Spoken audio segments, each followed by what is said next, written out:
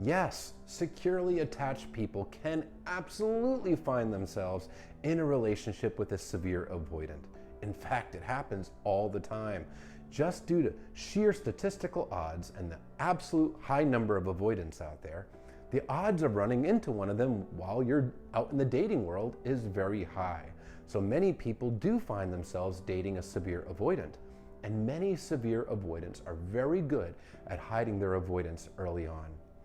But as the relationship progresses, this person will start to exhibit red flags, emotional distance, hot and cold behavior, disappearing for days, getting cold as intimacy grows. Now, there's a fork in the road.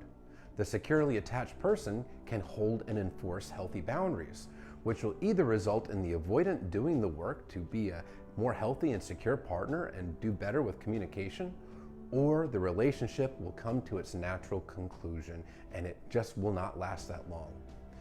However, due to the desire to keep the relationship going, many securely attached people start to find themselves becoming more and more anxious and allowing their boundaries to be consistently eroded. And then these people will have so much anxiety that they have convinced themselves that they are in fact naturally anxiously attached, when reality is their natural attachment style was secure, but they allowed themselves to devolve into an anxious attacher due to fear of losing the avoidant, emotional attachment, a bond that they grew with somebody who ended up being emotionally unavailable. It is human nature to feel anxiety when a person that you love and care about is pushing you away and keeping you at an emotional arm's length.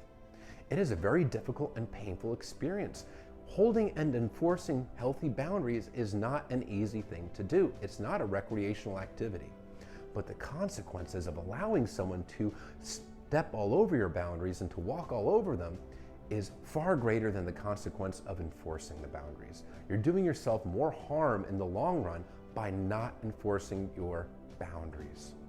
So many securely attached people do find themselves becoming more and more anxious as they are in a relationship with somebody who is emotionally unavailable, somebody who pulls away every time intimacy grows, and they can even find themselves being discarded in the same way as somebody who is naturally anxiously attached.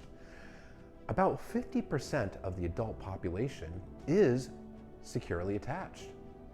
Out of the 50% that is not securely attached, approximately 2/3 are avoidant and about 1/3 or a little more anxious. So the odds of running into an avoidant while you're out in the dating world is high.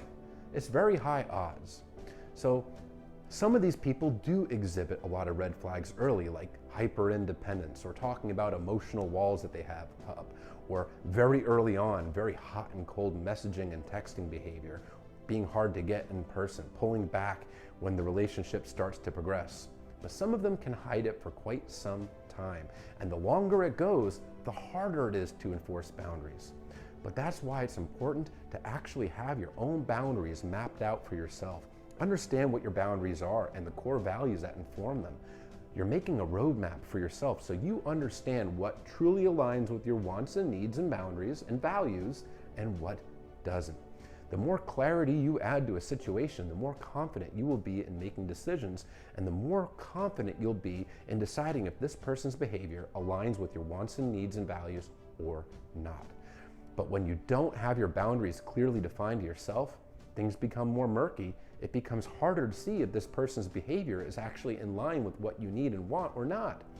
And then a relationship can continue much longer than it should, resulting in anxiety and a very painful ending.